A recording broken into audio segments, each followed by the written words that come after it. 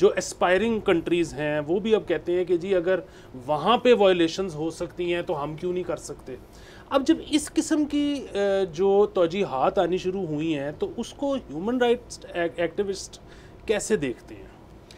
علی، آپ کے سوال سے جو ایک چیز بڑی واضح ہے وہ یہ ہے کہ مغرب کا، اور خاص طور پہ مغربی طاقتوں کا، جب ہم مغرب کہتے ہیں تو میں ان کے اکیڈیمیا کی، ان کی سول سوسائٹی کی، ان کی جو پروگریسو فورسز ہیں، اسٹوڈنٹ باڈیز ہیں، ان کی بات نہیں کر رہا، میں مغربی طاقتوں کی بات کر رہا ہوں.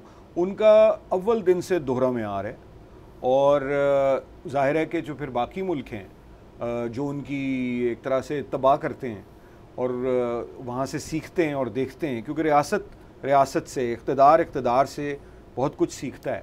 تو چھوٹے ملک بڑے ملکوں سے سیکھتے ہیں، کم ترقی یافتہ ملکوں سے سیکھتے ہیں. تو وہ ان کا دوہرا معیار تو اول دن سے ہے، اور وہ اب کھل کے سامنے آ گیا ہے.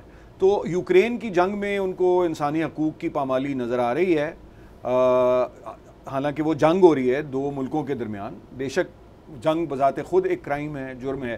وار کرائمز تو بات کی بات ہے نا. The term war crimes also is actually a very strange term, oxymoron ہے. War itself is a crime. تو یہ بیسکلی بات یہ ہے کہ وہ آپ 42,000 ہلاکتیں اب تک ہو چکی ہیں، شہادتیں ہو چکی ہیں فلسطین میں، مغربی کنارے پہ اردن کے، لبنان، جنوبی لبنان، بیروت، ایران اور شام سے بھی تناؤ بڑھ رہا ہے. تو وہ امریکہ بہادر کو نظر نہیں آ رہا، وہ برطانیہ کو بھی نظر نہیں آ رہا. امریکہ اور برطانیہ دونوں نے جا کے یمن میں بمباری کر دی، اور یوکرین نظر آ رہا ہے. اور کچھ لوگوں کو یوکرین نظر نہیں آ رہا. ہمارے ہاں کچھ لوگ ایسے ہیں جن کو یوکرین میں جو ہو رہا ہے وہ نہیں نظر آ رہا، اور انہیں نظر آ رہا ہے کہ غزہ میں کیا ہو رہا ہے. تو یہ بہت افسوسناک بات ہے. ایک پولرائزیشن ہے ساری دنیا میں.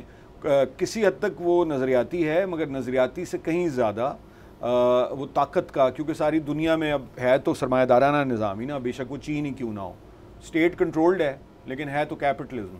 تو وہ دوہرا معیار آپ کو نظر آتا ہے. لیکن جو انسانی حقوق پہ ایک میں سمجھتا ہوں ساری دنیا میں جو بشری حقوق ہوتے ہیں ان پہ بہت برا وقت ہے، اور ریاستیں مزید سرویلنس بڑھاتی جا رہی ہیں. ساری ریاستیں ہیں، صرف پاکستان کا مسئلہ نہیں ہے یہ. وہ ہتھ کنڈے استعمال کر رہی ہیں جو ان کے اپنے دساتیر، اپنے دستور اور اپنے قوانین کے برخلاف ہیں، اور وہ آپ کو بڑھتا ہوا نظر آ رہا ہے. وہ اور یہ ایک جو دائیں بازو کی مقبولیت پسند سیاست ہے جس پہ کوئی بات کرنا پاکستان میں بھی خاصا مشکل ہے کیونکہ لوگ مشتعل ہو جاتے ہیں. وہ ساری دنیا میں اس کی جو ویو ہے وہ فسطائیت کی ویو کے بعد سب سے خطرناک ویو ہے، جو کہ کوئی تقریباً فسطائیت کے خاتمے کے کوئی 75 70 60 سال بعد شروع ہوئی ہے، 50 60 سال بعد. اب تو وہ درمیان میں ہے. تو آپ کو برازیل میں بولسونیرو، امریکہ میں ٹرمپ، فلپینز میں ڈیوٹرٹے کو ریپلیس بھی کس نے کیا؟ پرانے ڈکٹیٹر مارکوس کے بیٹے نے. اور انڈیا میں مودی، روس میں پیوٹن، یہ آپ کو نظر آ رہے ہیں. اور بے شمار لوگ ہیں. یورپ میں آپ نے جس طرح سے دیکھا، بریکزٹ جس طرح سے ہوا، تو یہ رائٹ ونگ پاپولزم بڑھتی ہوئی ہے، نظر آتی ہے.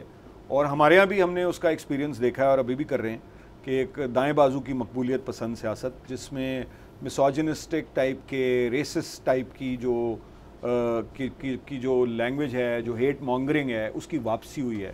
پچھلے 200 سال میں انسان نے جو کچھ حاصل کی تھیں اخلاقی اقدار، کچھ انسانی اقدار پہ کام، ظاہر ہے کبھی بھی وہ آئیڈیل سچویشن تو کبھی نہیں تھی، مگر ہم آگے بڑھے تھے.